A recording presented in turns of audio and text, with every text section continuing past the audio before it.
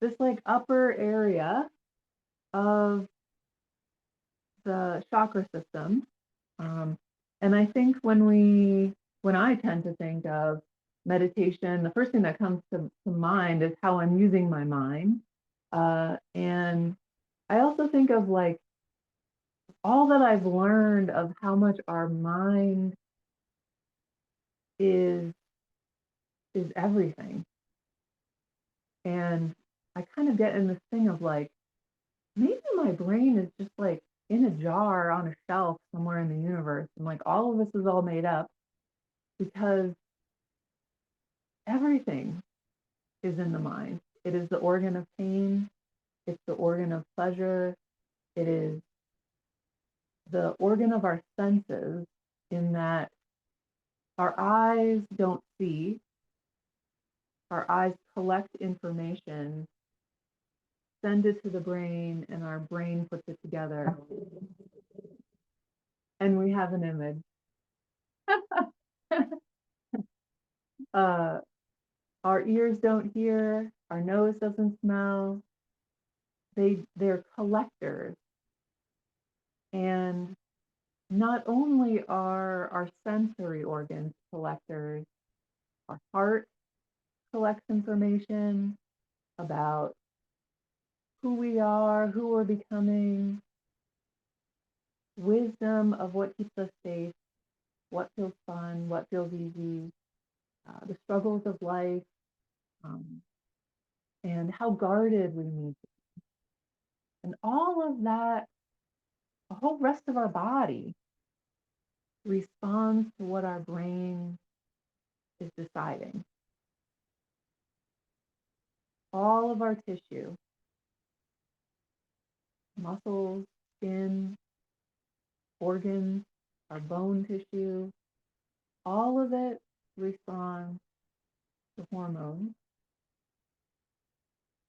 And hormones are molecules of emotion that are emitted from our glands of our body, our endocrine system.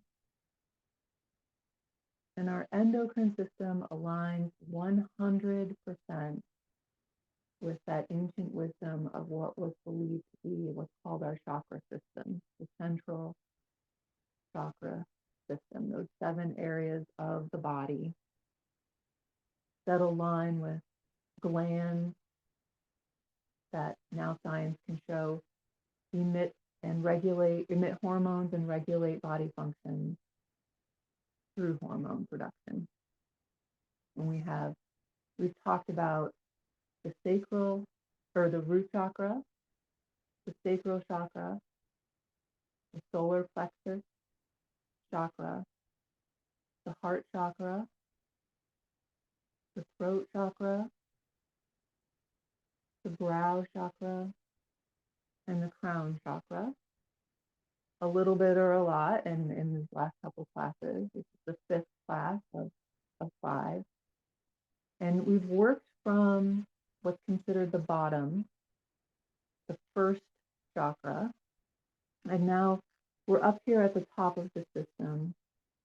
And this brow chakra and the crown chakra associate with the top of the head,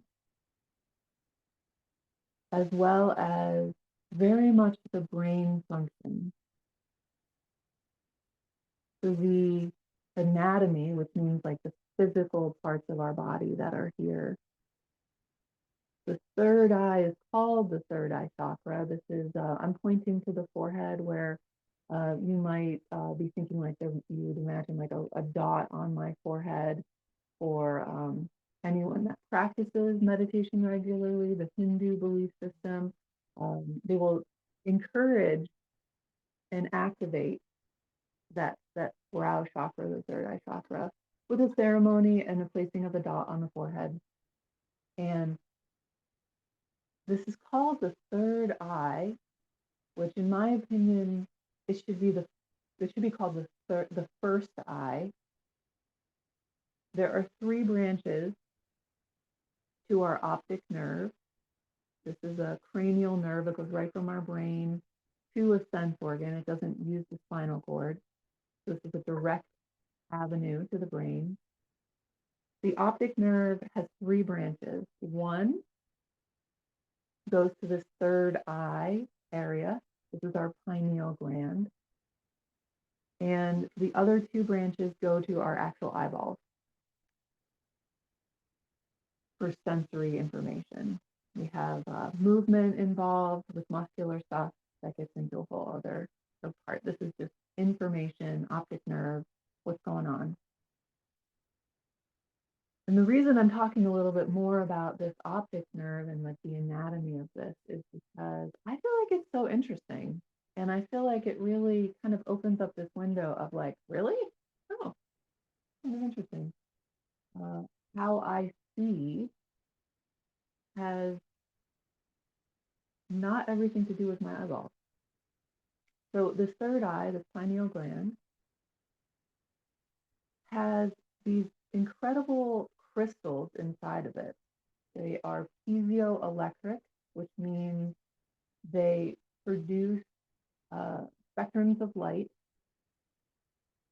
when they're under pressure. So if we were to take out some of these crystals, put them in a petri dish, and apply pressure with fluid or some kind of stimulation, we would see spectrum of light being produced from these crystals as pressure is being emitted on them. And my pineal crystals create my spectrum of visual capability. So if I was colorblind, my crystals in a petri dish would only produce a certain amount of green and red awareness or the spectrum. So my color capability, my sense of what color this is, we've all agreed maybe that it's the color purple, but what I'm actually seeing is not what you're seeing. You're taking in the same information, the same refraction of light, the same reflection going into your eyeballs, getting processed in your brain, and your brain sees something that is unique to your perception.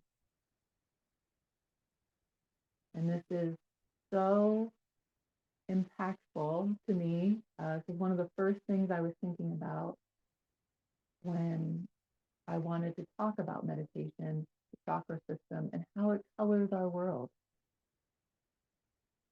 And whether we imagine this as an energy center or the actual crystals, like over here in a petri dish under a microscope, being tested and examined, it's all kind of crazy to think about these things that are happening that create what I'm seeing when I actually break down the process of what's happening.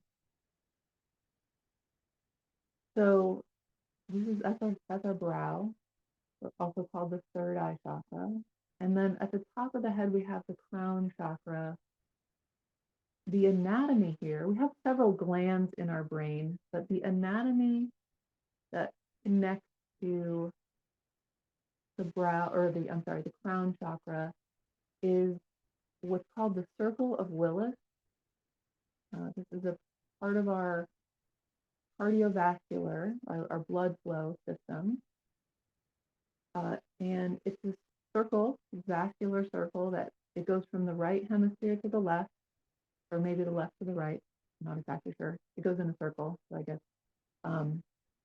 it has a flow. I don't know what exactly that flow is, but it connects our right side to our left side of our brain. And there's not much that does that. We have our right hemisphere and we have our left hemisphere. They have different jobs. They have different zones. They are different in everybody, which is why brain surgery is done typically with people awake and engaging in an activity, because it's not 100% where things are in the brain.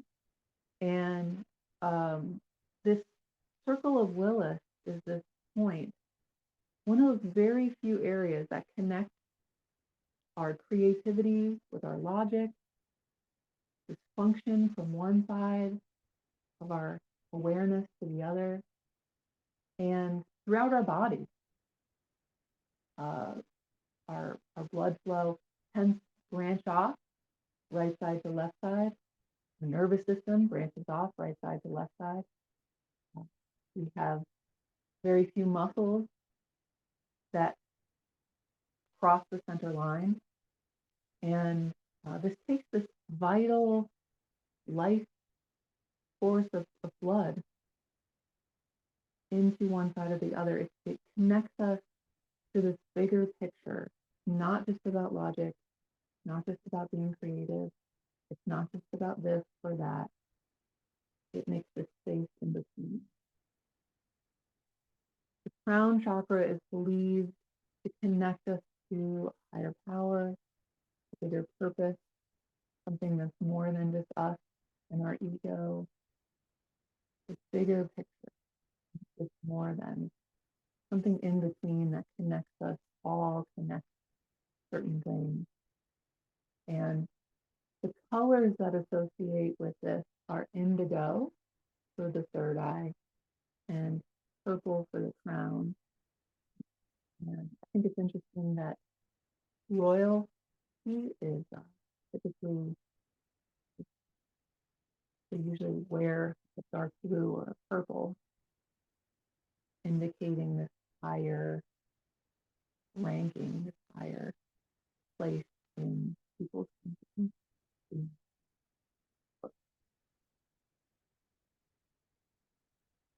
And today we're going to spend time thinking about that difference between higher function, lower function, lower status.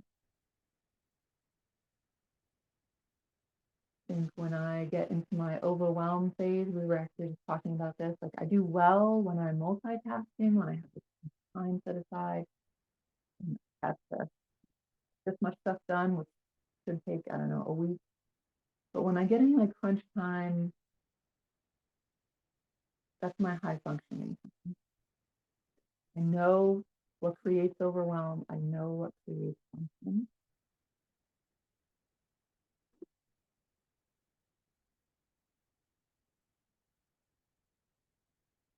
I know the difference between those two feelings is hopelessness, and being able to connect to this is what works. And what doesn't work. What doesn't work, I just stop doing it. I tweak it, I try it again, I do something different. Knowing what works, letting go of what doesn't. And we've connected with that same concept throughout each of our meditation times. Knowing what doesn't work, what we don't want, connecting to that wisdom so it can show us what does work, show us what we do want.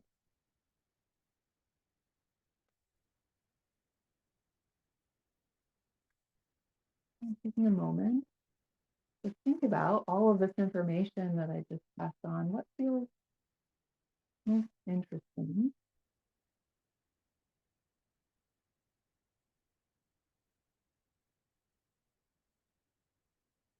What feels most empowering? And those are always the feelings we want to face, we want to grow, we want to express.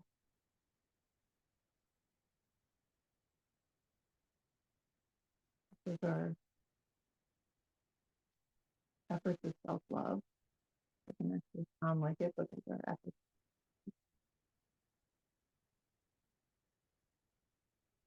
So all of this is in our minds in this moment. And when we take a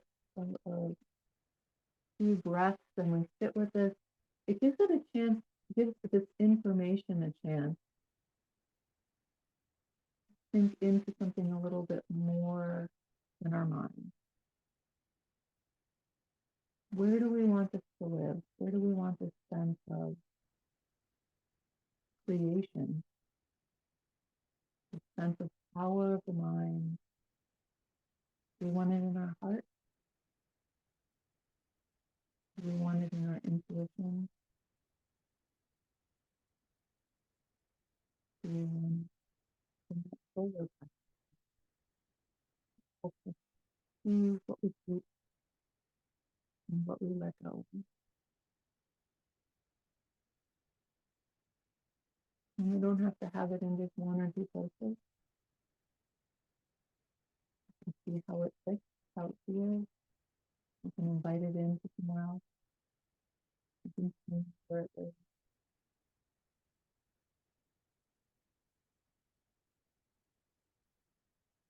We can launch it in something as simple as our feet.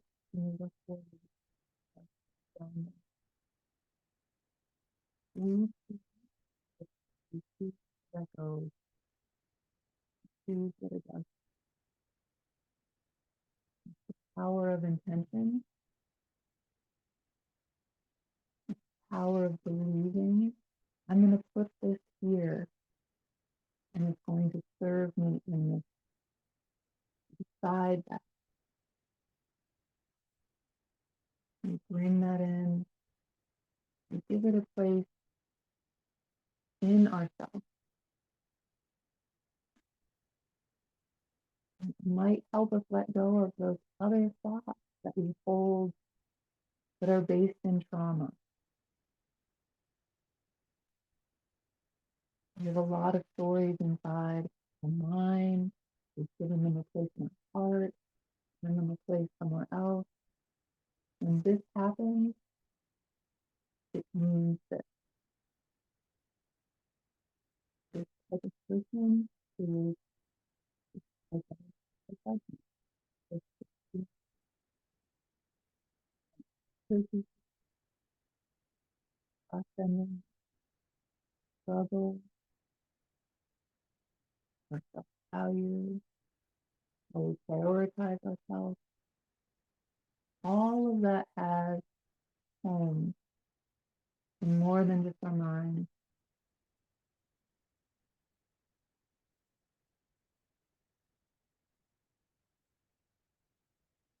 We have an image somewhere of who we are, what we're capable of becoming.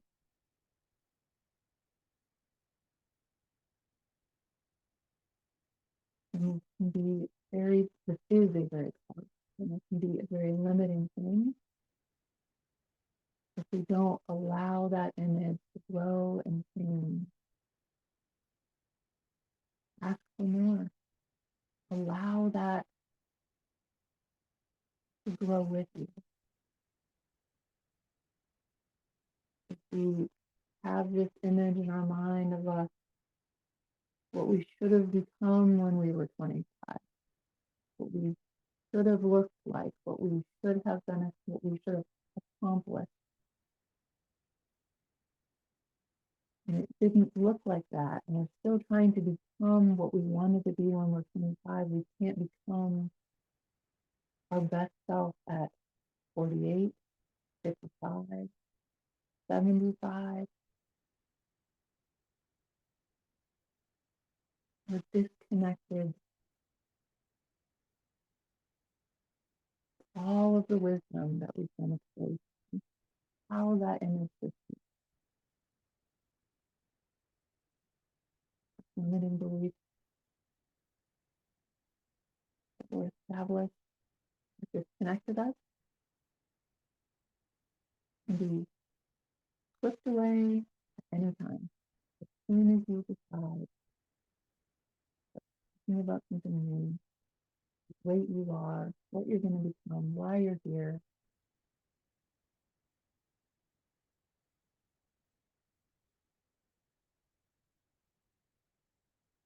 how every moment is full of opportunity.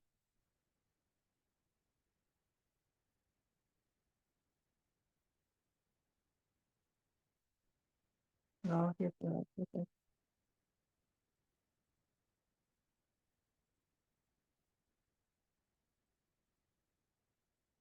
ego is out of the way,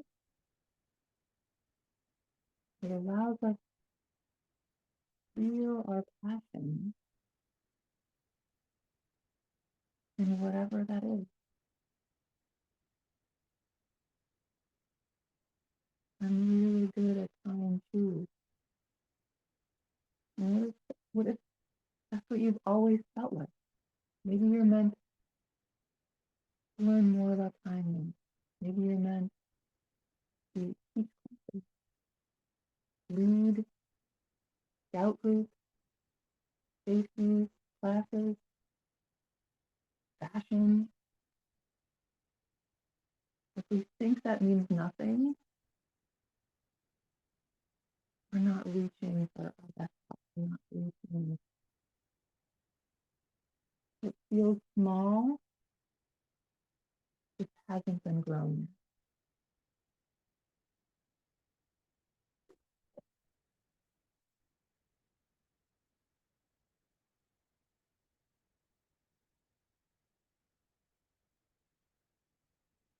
And those small, I love collecting rocks, thinking of 5 things that you love, whatever they are, doesn't matter, no judgment. 5 things that you love. You love doing, you love making, you love looking at them.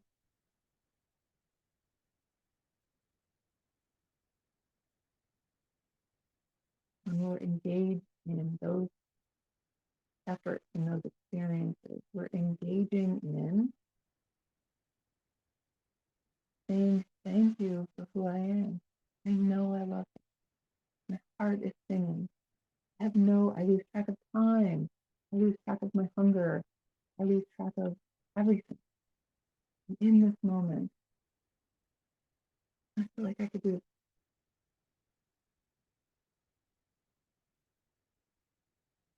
That is meditation. That is purpose. That is alignment.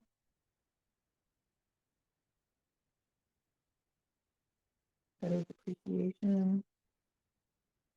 That is trust.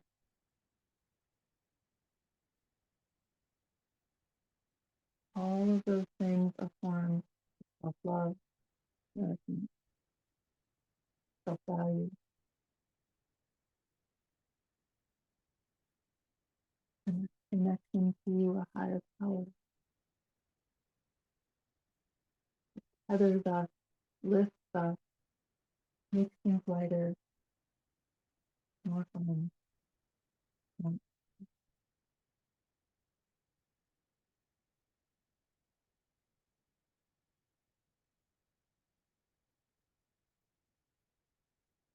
we'll finish today thinking of those moments, thinking of how that spirit, that freedom, small things, whatever they are,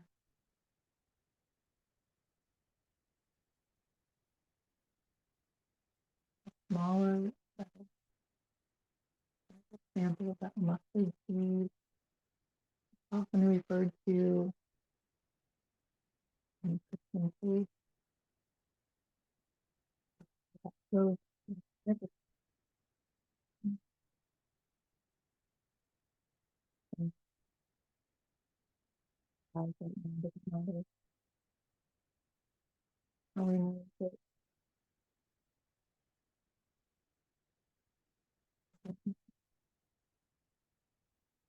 appreciating all in this moment, imagining this. You're imagining this guy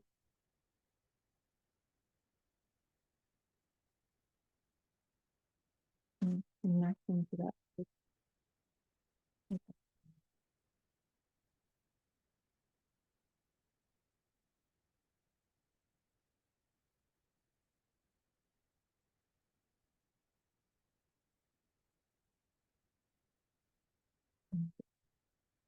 breath. We just a minute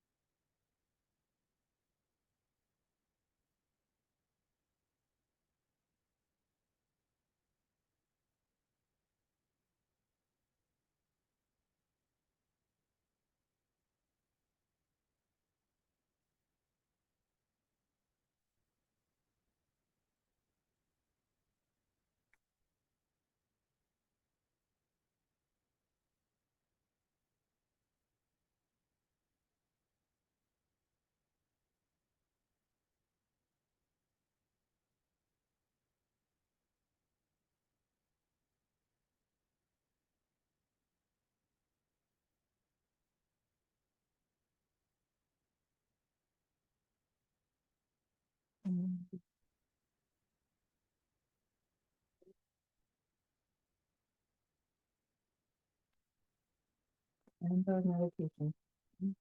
Okay. Very important.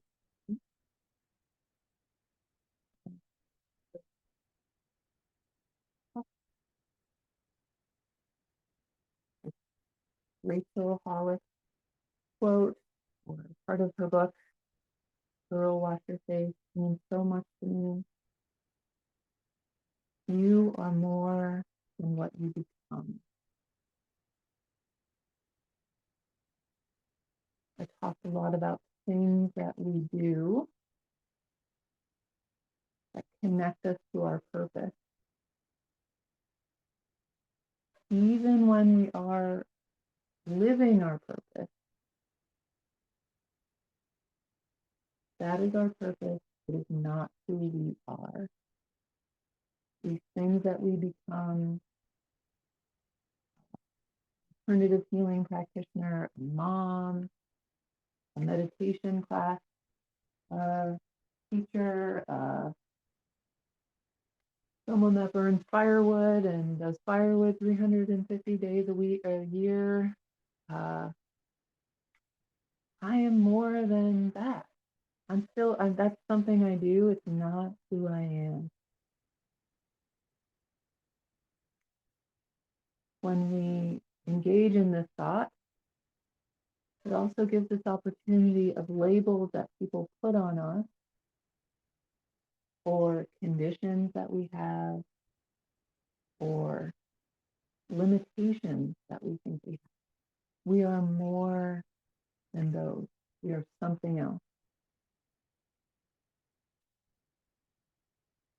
It gives us this opportunity to know, oh yeah, this doesn't work for me. I have this condition, so I need this. Find that empowerment of who you are and what you need. Helps identify you separate from the successes, separate from the limitations, because you are always more than you become. You're more than what you have, you're more than the label. Something.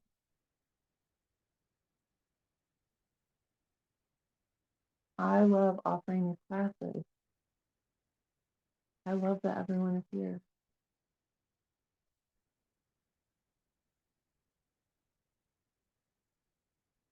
So we'll take a moment. It's already moving my legs around a little bit. Eyes popped open.